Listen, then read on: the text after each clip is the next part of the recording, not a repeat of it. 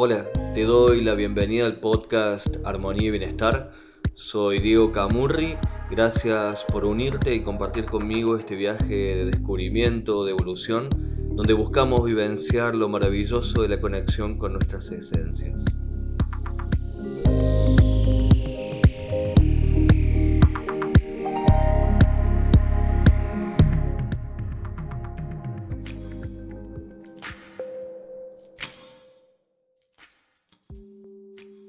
Hola, espero que estés muy bien. En este episodio vamos a trabajar sobre las emociones y comprender qué funciones tienen y por qué es tan importante conocerlas para mejorar nuestra vida. ¿Qué son las emociones? Bueno, básicamente son impulsos que nos llevan a actuar, son programas de reacción automática con las que la misma evolución nos fue dotando. Las emociones movilizan nuestros sentidos, nuestro intelecto y la energía que nos conduce a la acción. Por lo tanto, tienen una función adaptativa. Pero ¿por qué es importante conocerlas? Las emociones, como dijimos recién, son reacciones que todos los seres humanos experimentamos por el solo hecho de serlo. Por lo tanto, hay muchas formas de conocerlas y de entenderlas, pero hay algo que vamos a arrancar desde el principio, que es no clasificarlas o no incorporarlas en nuestro entendimiento como si son positivas o negativas, buenas o malas. Todas las emociones son importantes, todas tienen que ver con nuestra evolución, todas tienen que ver con la capacidad que tenemos de procesar las vivencias que vamos teniendo. Sí podemos hacer una diferenciación entre aquellas emociones que vamos a comprender como placenteras y otras emociones que vamos a conocer como displacenteras. Generalmente las placenteras son aquellas que nos conectan con el bienestar o que comprendemos que nos conducen hacia una cierta armonía, que generalmente suelen ser la alegría y el amor, y las displacenteras suelen ser el miedo, la tristeza, el asco y la ira. Aunque todos las sentimos y experimentamos alguna vez, no siempre somos capaces de ser conscientes del impacto que tienen en nuestra vida un mal manejo de las emociones, o una inhibición para sentirlas, o la incapacidad de poder expresarlas, ya que pueden acarrear muchos bloqueos o incluso síntomas. Cada emoción tiene una función adaptativa, por ende, si no las sentimos, también perdemos la función que esta emoción tiene para ofrecernos. Vamos a hablar de las emociones displacenteras. Nuestra primera emoción displacentera es la tristeza. La tristeza tiene como función poder elaborar las pérdidas que la vida trae consigo. Si yo no puedo contactar con mi tristeza, no puedo elaborar las pérdidas. Entonces, por ejemplo, si pierdo un ser querido y no puedo contactar con esa tristeza que esto me genera, no puedo hacer el duelo, por lo tanto el duelo va a quedar detenido en esta pérdida y no va a ser posible ni va a estar disponible para otra cosa en mi vida. Hay una energía, una parte mía que va a quedar detenida en este duelo.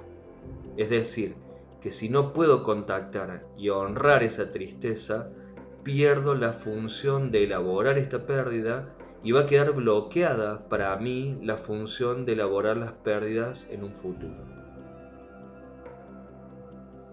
La segunda emoción displacentera es el miedo. El miedo tiene una función de mostrarme cuándo mis recursos son menos que lo que la situación me exige. Es decir, que cumple la función de protección frente a los peligros para los que no creo contar con los recursos para defenderme. Si voy a un safari y me encuentro con un león, el miedo me va a decir que lo más inteligente que puedo hacer es quedarme en el camioncito del safari, porque si me bajo es muy probable que el león quiera comerme. Por lo tanto, el miedo me está avisando en esa situación que mis recursos son muy menores que lo que la situación me exige. Por eso, cuando se propone bloquear los miedos o negarlos o quitarlos, se propone algo que no es saludable para la persona, porque el miedo por alguna razón está ahí y como todas las demás funciones, esta tiene la de protección.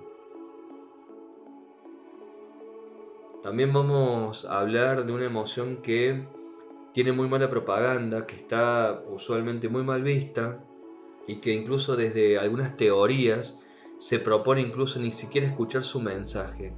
Y esa emoción es el enojo. Sin embargo, el enojo tiene como función poner límites. Poner límites a los que quieren invadir mi propio espacio sin que yo esté de acuerdo. Cuando yo no puedo contactar y honrar mi enojo, no puedo poner límites a los invasores, a las personas que abusan de los espacios personales. Como vimos, estas emociones son extremadamente necesarias para mi sistema psíquico. Aquella emoción de la que yo no dispongo constituye una función de la cual tampoco dispongo, afectando eso mi vida cotidiana de manera determinante. Si hay una parte de mí en donde entiendo que todas las emociones son cruciales en mi vida, pero así todo pretendo o elijo no escucharlas o no darles un lugar, entonces voy a tener que preguntarme algo. ¿Qué pasó en mi infancia o en mi adolescencia o en mi pasado con estas emociones? ¿Cómo fueron tratadas o abordadas esas emociones en ese pasado? Vamos a hablar del respeto de las emociones. Respetar significa que las personas que están al cuidado de un niño puedan o hayan podido darle lugar a esta emoción. Esto surge de que estas primeras figuras de amor o apego, que son los padres o personas que estén al cuidado del niño, comiencen a incorporar la idea de que la emoción que el mismo niño siente tiene derecho a existir, más allá de si me gustan o no, más allá si estoy de acuerdo o no, más allá si yo me permito como adulto la expresión de esa emoción o no. Si como adulto hasta ahora no pude hacerlo así, al incorporar un nuevo conocimiento puedo hacerlo mejor y evolucionar sobre viejos conceptos, ideas y creencias sin culparme. No puedo condenar la ignorancia del ayer con la sabiduría del hoy, pero sí puedo comprometerme a aprender y a hacerlo diferente bajo una verdad mayor y más evolucionada. El respeto es un registro que dice que esta emoción tiene derecho a estar ahí.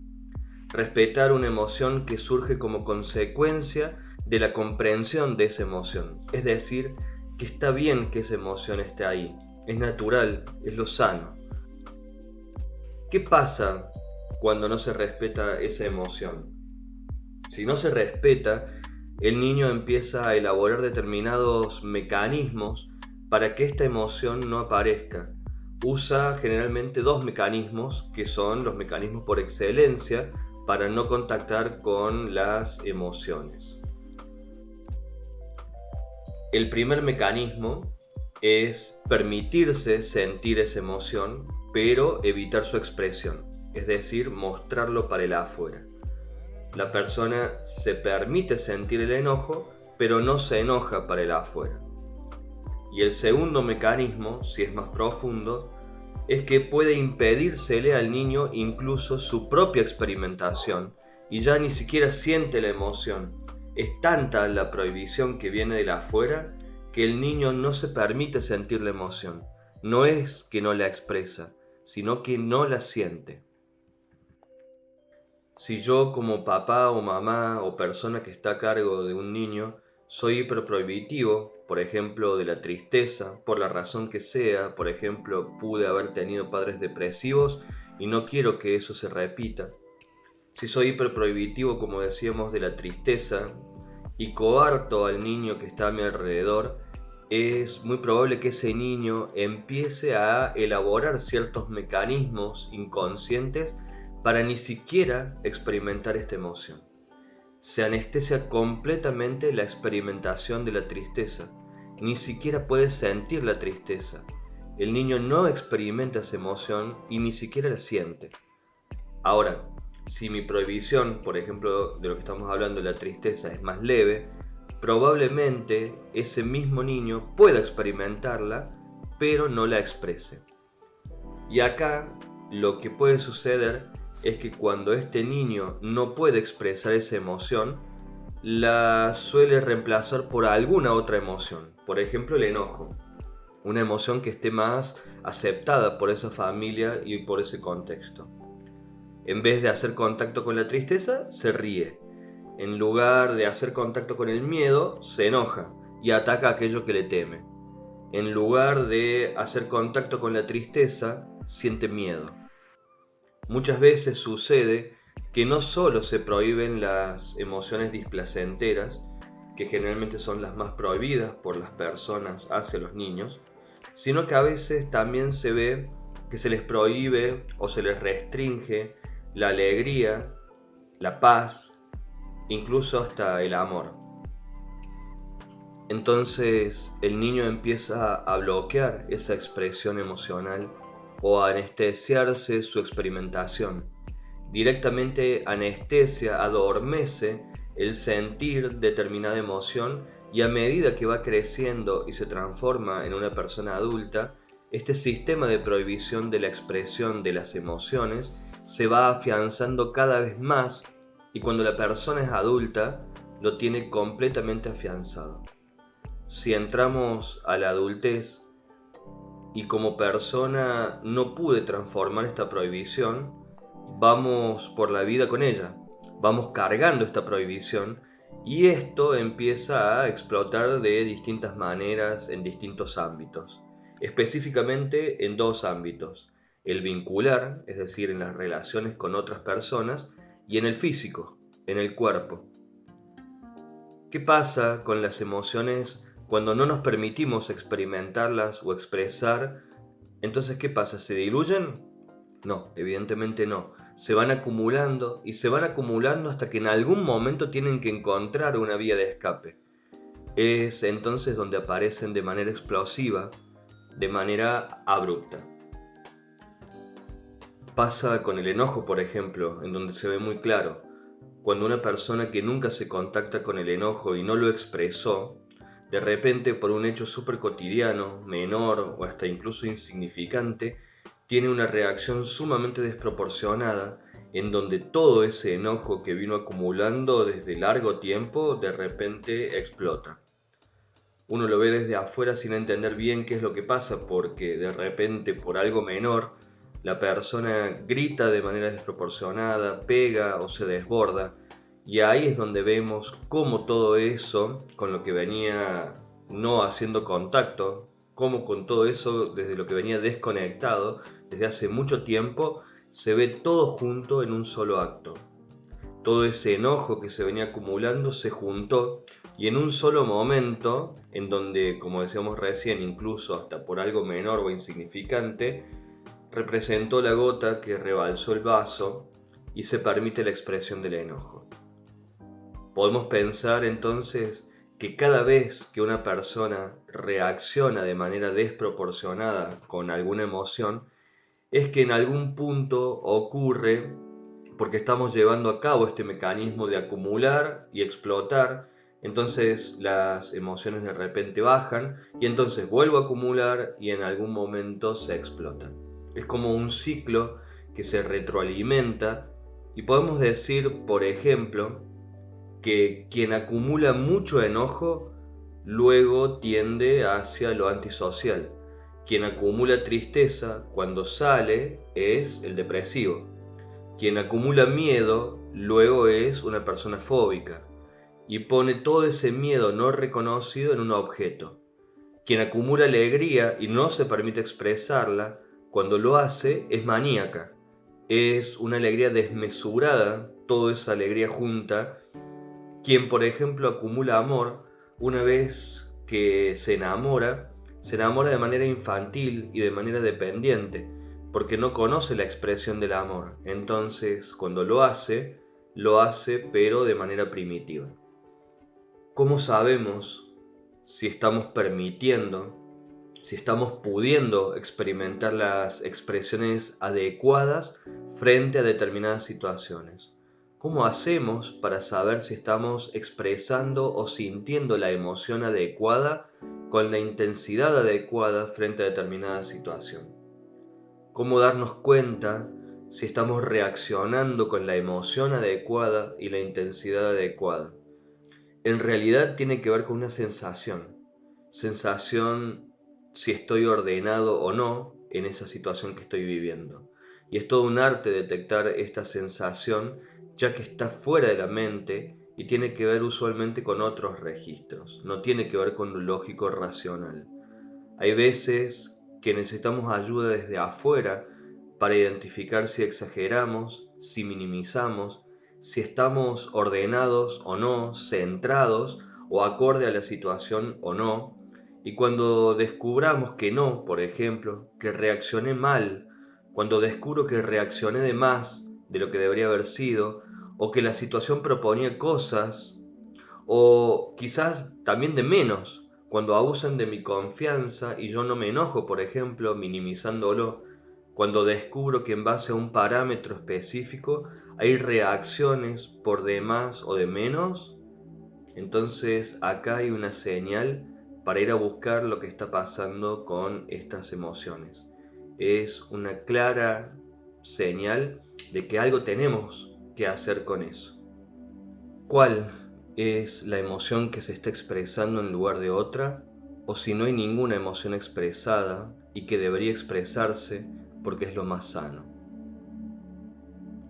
Ahora vamos a hablar de las funciones que tienen las emociones para el ser humano. Vamos a comenzar por el miedo. El miedo es nuestro protector interno, es el que nos prepara para la huida, para la evitación, para el afrontamiento, para la protección ante un peligro. El miedo nos alerta de una amenaza, un peligro.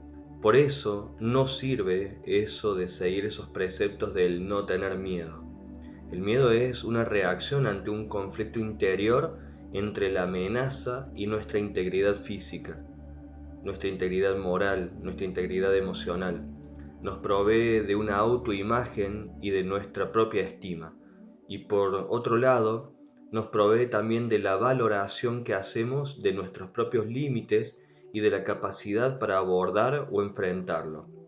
Al no elaborarlo, el miedo se transforma en algo más intenso, como el terror, por ejemplo. Entonces aparece la ira, que es el terror a ser atacado primero, la soberbia, que es el terror a no ser escuchado, a no ser considerado, a no ser tenido en valor, el orgullo, que es el terror a ser vulnerable, la pereza, el terror a equivocarme, la envidia, el terror a no merecer, la angustia, el terror a sufrir. El miedo nos alerta, el miedo construye y es también una fuerza de construcción cuando lo ponemos al servicio del amor. El miedo, el dolor y el amor son parte de una vida en equilibrio, el terror no. La tristeza es la que nos ayuda a elaborar pérdidas, nos ayuda a la reintegración personal, a la introspección y a la reconciliación. La tristeza es una reacción ante una situación que nos supone alguna pérdida, perjuicio o daño. Aparece cuando no logramos algo que es importante para nosotros. También puede surgir como respuesta a una emoción positiva tan intensa que se torna dañina. La ira, la bronca, el enojo nos da recursos para la autodefensa o el ataque, para marcar nuestros límites, el hasta dónde permitimos y hasta dónde no. La alegría tiende a la acción, al contacto con los demás y a un pensamiento más flexible y divergente. La persona evalúa el objeto o acontecimiento a través de la alegría como favorable a la consecución de sus metas. La sorpresa nos permite focalizar la atención en lo imprevisto. El asco o la aversión tiende al rechazo de todo aquello que nos puede perjudicar. La culpa nos enseña a reparar. La admiración nos enseña a imitar y a aprender a través de la imitación. La curiosidad nos conduce a la exploración. Por lo tanto, no hay ninguna emoción que sea positiva o negativa. Por ejemplo, mucha alegría se transforma en euforia y es dañina. Demasiado placer se transforma en pasión, en lujuria, que eventualmente también son autodestructivas. Hay áreas que son fundamentales en las que incorporar inteligencia a las emociones tiene un gran impacto.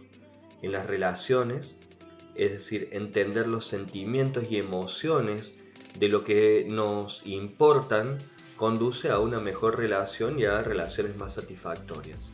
Segundo, en la salud física, todo lo que vaya a ser bueno para la mente va a ser bueno para el cuerpo. Tercero, en la salud mental, ya que esto afecta nuestra actitud y visión de la vida, además reduce la ira, el estrés y la ansiedad. Cuarto, en los conflictos. Cuando comprendes las emociones de los demás o los demás comprenden nuestras emociones y podemos comprender las necesidades y deseos, entonces se facilita la resolución de conflictos cuando los haya. Quinto, en la superación personal. Conocerte ayuda a la exploración. Esto a la vez mejora tu capacidad de superación, de adaptación y de confianza en uno mismo. Y sexto, en el liderazgo. En reconocer cuáles son las necesidades de tu grupo, tu familia, tu entorno, por lo que podés ayudar a satisfacerlas mejor y más rápido. Ahora vamos a hacer una pequeña aproximación a lo que vamos a trabajar en episodios posteriores, por ejemplo, de cómo impactan ciertas emociones como heridas en lo profundo en el alma, y las más comunes son el rechazo. El rechazo es eso que nos provoca ese miedo. El rechazo es una de las heridas emocionales más profundas porque implica a veces hasta el rechazo hacia nosotros mismos. El abandono, ya que la soledad muchas veces es el peor enemigo de quien vivió el abandono en su vida. La humillación, esta herida se genera cuando en su momento sentimos que los demás nos desaprueban o nos critican en demasía. La traición, el haber padecido una traición a veces construye esto de personas controladoras que quieren tenerlo todo atado. Y la injusticia, que como herida emocional se origina a veces en un entorno en el que los cuidadores principales son fríos y autoritarios. Como hablamos anteriormente, a veces usamos máscaras para no conectar con determinada emoción o herida y generan una reacción. Por ejemplo, el rechazo genera como reacción el retraimiento o la timidez. El abandono genera dependencia. La humillación provoca el masoquismo emocional y mental. La traición, el control, y la injusticia, la rigidez. Por eso es importante preguntarse ¿qué quiero sentir? ¿Qué quiero sentir? Alegría, completud, belleza, amor, paz, armonía, verdad, respeto, dignidad, ternura, compasión, compañía, reconocimiento, autoestima, creatividad, abundancia, salud, dones, talentos, confianza. Porque todas las emociones en niveles aceptables y saludables para las personas son necesarias para el buen funcionamiento de nuestro sistema psíquico. Tenemos que recordar que en tanto no nos permitamos sentir o expresar alguna de estas emociones, tampoco vamos a tener las funciones asociadas a cada una de las emociones que no podemos sentir.